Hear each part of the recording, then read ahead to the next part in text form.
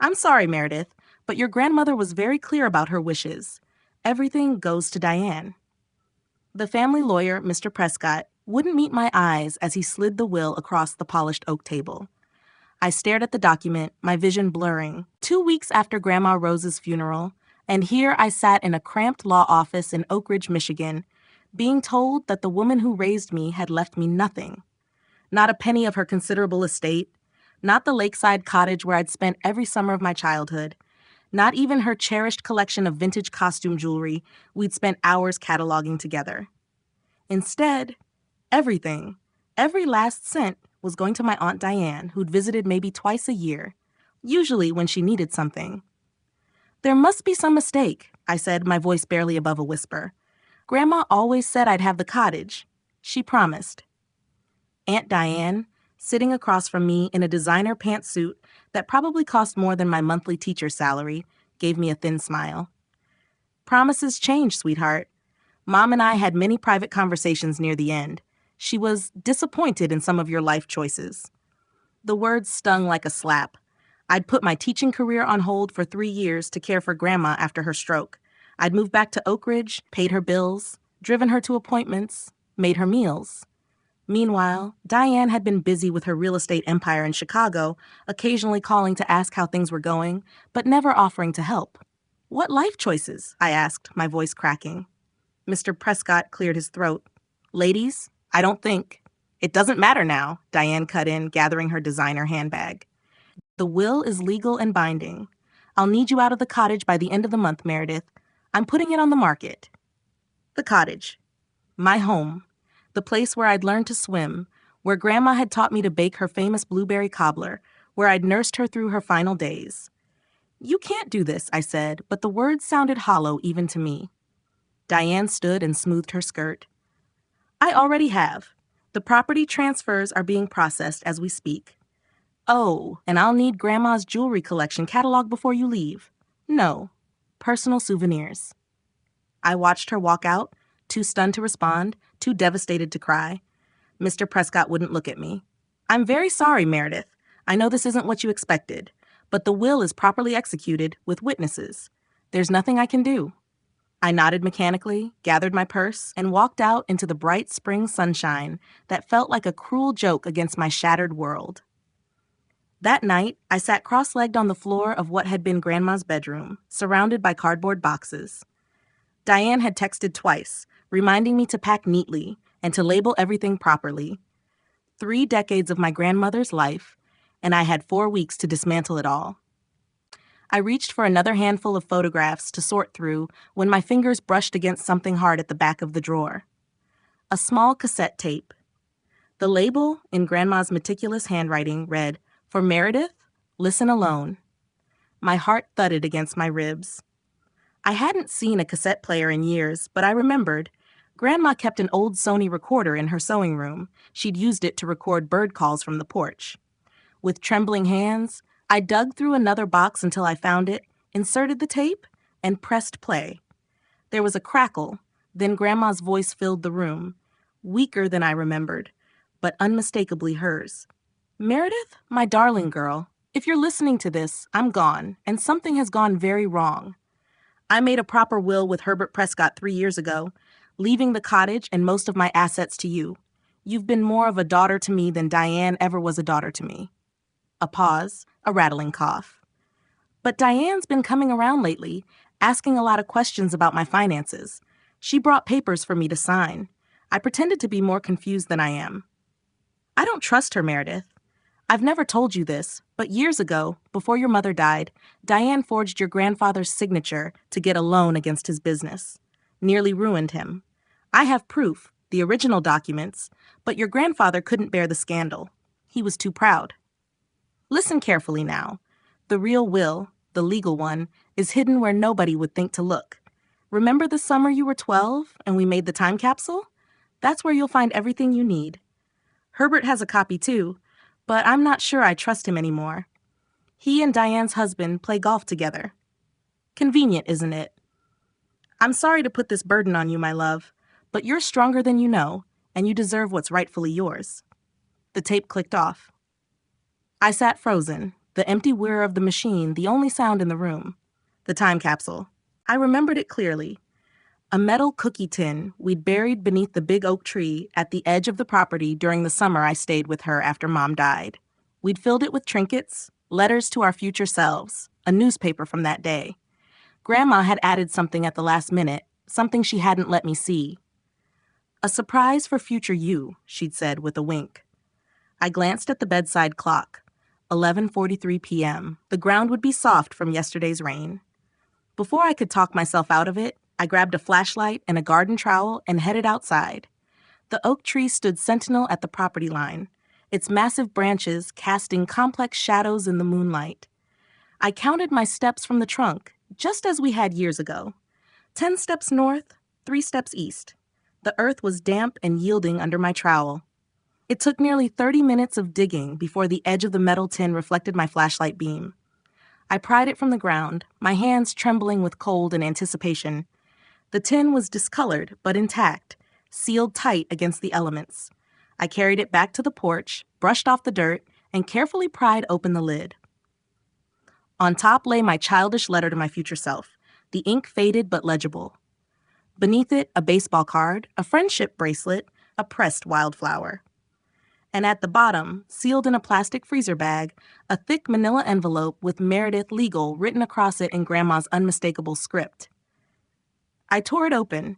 Inside was a notarized will dated 3 years earlier, leaving the cottage and 80% of Grandma's estate to me. There were bank statements, property deeds, and a handwritten letter from Grandma explaining how Diane had tried to pressure her into changing her will in the months before her death. Most damning of all was a small notebook where Grandma had meticulously documented every visit from Diane, every document she'd been asked to sign, including dates when she suspected Diane had gone through her papers when she thought Grandma was napping.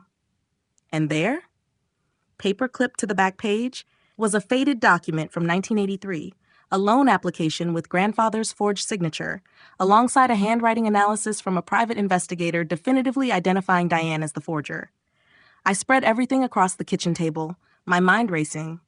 This was proof, irrefutable evidence that Diane had manipulated a vulnerable old woman and likely forged documents. But what now? Confront Diane? Call Mr. Prescott? I didn't trust either of them. I needed professional help, someone with no connection to my aunt. I reached for my phone and typed, "Probate attorney, Oak Ridge, Michigan." It was after midnight, but I sent emails to the 3 highest-rated lawyers, briefly outlining my situation and requesting an urgent consultation. Then I carefully repacked all the documents, hid the package under a loose floorboard in my bedroom closet, and lay awake until dawn, my grandmother's voice echoing in my mind. "You're stronger than you know. The forged will is actually quite sloppy work," said Natalie Chen, sliding her glasses up her nose as she examined the documents spread across her desk. "If your aunt isn't a regular forger, she was overconfident. The notary stamp is outdated. The state changed the required format 8 months ago." I'd been lucky to get an appointment with Miss Chen the very next day. Her office was in Harrison, the next town over, eliminating any chance she was in Diane's social circle. "So what do we do?" I asked. "We could go straight to court, file for an emergency injunction to stop any property transfers," she said, making notes on a legal pad. "But that tips our hand immediately. Your aunt would have time to cover her tracks, possibly destroy evidence, and these cases can drag on for years. I can't wait years. She's selling the cottage, my home." Miss Chen tapped her pen thoughtfully. "There's another approach. Less conventional, soft, but potentially more effective." "You said your grandmother kept detailed financial records?" I nodded. "Everything. Bank statements, investment accounts, tax returns, all organized by year in her home office." "And access to those records? Does your aunt have them now?" "No, they're still at the cottage. Diane gave me a month to clear everything out. She's too busy with her real estate business to help with the grunt work, as she put it." A slow smile spread across the attorney's face. "Perfect. Here's what we're going to do." Over the next 3 weeks, I became an investigative journalist into my own family's finances. During the day, I dutifully packed boxes, cataloged Grandma's belongings, and pretended to accept my fate when Diane called to check on my progress. She'd already lined up a buyer for the cottage. Some developer who wanted to tear it down and build a modern monstrosity that would maximize the lake views. Each time she called, I swallowed my rage and played the part of the defeated niece. "Just making sure you're still on schedule," she said during one call, her voice dripping with false concern. "The new owners want to close by the end of next month." "I'll be out on time," I replied, keeping my voice flat. "Just finishing up with Grandma's personal items." "Don't forget to photograph the jewelry before you pack it. I want to make sure everything's accounted for." As if I were a thief. As if I hadn't spent years of my life caring for the woman who'd worn those necklaces and bracelets. "Of course, Aunt Diane." At night, though, I transformed into a financial detective. With Miss Chen's guidance, I tracked every penny that had moved through Grandma's accounts in the past 5 years. I discovered regular transfers to an account I didn't recognize, small enough to seem insignificant, but they added up to over $30,000 a year. I found credit card statements showing purchases at high-end stores in Chicago, purchases made when Grandma was bedridden after her stroke. I uncovered a home equity loan taken out against the cottage 8 months ago, with a signature that looked nothing like Grandma's shaky hand from that period. Most disturbing of all, I found evidence that Diane had been siphoning money from Grandma's accounts for years, long before the stroke, using a power of attorney document I'd never seen before. Each piece of evidence went into a growing file that Miss Chen was building. We documented everything meticulously. Every forged signature, every unauthorized transaction, every discrepancy between what should have been in Grandma's estate and what had been declared in the fake will. "This is financial elder abuse," Miss Chen said grimly during one of our update meetings, "and fraud and forgery. Your aunt could be facing criminal charges, not just civil penalties." The knowledge should have given me satisfaction, but mostly I felt sick. How could Diane have done this? How could she have stolen from her own mother, manipulated her when she was vulnerable, and then tried to steal from me too? Prescott helped you execute the will, but unfortunately, we've discovered several irregularities. There are issues with the notary stamp as well as with certain signatures, including Rose's. We're in the process of investigating these discrepancies, and I've been asked to bring the matter to light today. Diane's face paled, and her grip on her wineglass tightened even more. "What are you talking about?" she demanded, her voice edged with panic. "Everything was done properly. There's no issue with the will." Miss Chen smiled, but it was a sharp, calculated smile. "The issue isn't just the will, Diane. It's the entire estate." Diane's expression faltered, and she glanced at me, a flicker of realization dawning in her eyes. "What have you done?" she hissed, her voice low but menacing. "Meredith, you—" "I haven't done anything yet," I interrupted, my voice steady. "But we do have everything we need to prove what's been happening. The forgeries, the fraud, the manipulation." I let that sink in for a moment, watching as Diane's face drained of color. "You've made a lot of mistakes, Aunt Diane, but today they catch up with you." Miss Chen continued, calmly laying out the evidence in front of everyone. The forged signatures, the altered documents, the transactions from Grandma's accounts that were misdirected to Diane. By the time the meeting was over, Diane was visibly shaken, her carefully constructed mask of control shattered. As I walked out of the sunroom with Miss Chen, I felt a weight lifting off my chest. This battle was far from over, but it felt good to finally have the upper hand. Diane's face twisted with rage, but she remained silent, her jaw clenched. The room was thick with tension, everyone watching her, waiting for her response. Finally, after what felt like an eternity, Diane stood up. "I'll never give in to blackmail," she spat, her voice trembling with fury. "You think you're going to take everything from me? You have no idea what you're dealing with." Miss Chen remained calm, unfazed by the outburst. "You're right, Diane. You don't have to give in. But the evidence is clear, and the law is on our side. If you choose to continue this path, you will face the consequences. We have everything we need to take this to court."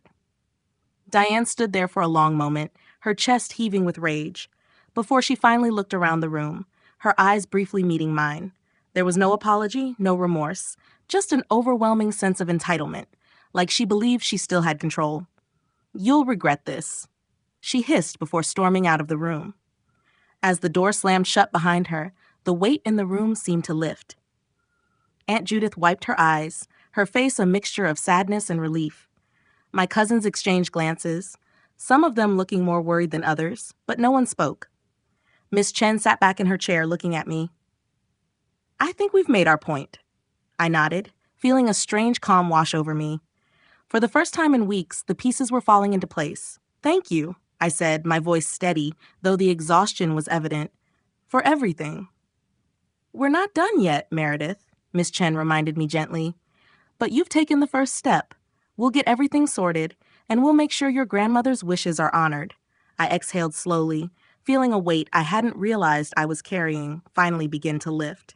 Diane looked around the table, searching for allies, but found none. Her shoulders sagged.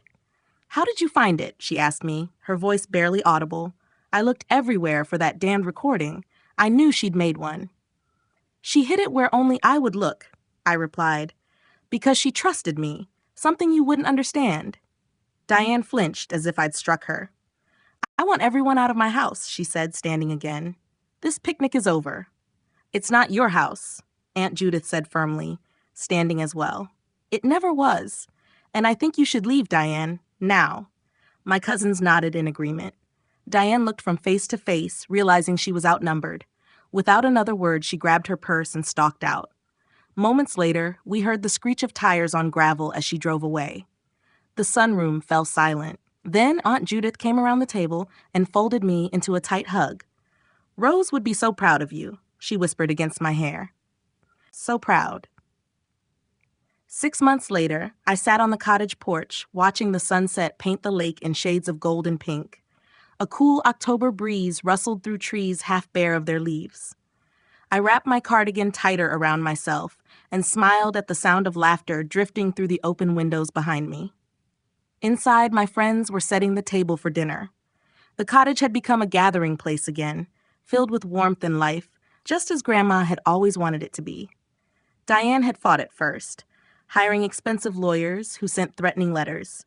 But faced with the mountain of evidence and the prospect of criminal charges, she'd eventually capitulated. The fraudulent will was withdrawn, Grandma's true wishes were honored, and all stolen funds were repaid with interest. I hadn't pressed for criminal prosecution in the end. Not for Diane's sake, but for Grandma's. She'd protected her daughter's reputation once before, and I decided to honor that choice. Besides, Diane's punishment had come in other forms. Her reputation was in tatters. Her real estate clients had evaporated when the story got out. Her husband had filed for divorce when he discovered she'd mortgaged their Chicago condo without his knowledge to cover her debts. The last I'd heard, she was living in a small apartment in Tucson, trying to rebuild her life. As for me, I'd returned to teaching, but only part-time. The rest of my days were spent fixing up the cottage, writing the children's book I'd always dreamed of, and hosting friends and family in this place of so many memories. The inheritance had given me freedom, but more important was the knowledge that Grandma had trusted me to fight for what was right, to be stronger than I knew. I raised my wine glass in a silent toast to the darkening sky. The legal documents might have been hidden, but Grandma's true legacy had been with me all along. Her resilience, her sense of justice, and her unwavering love. That was an inheritance no one could ever take away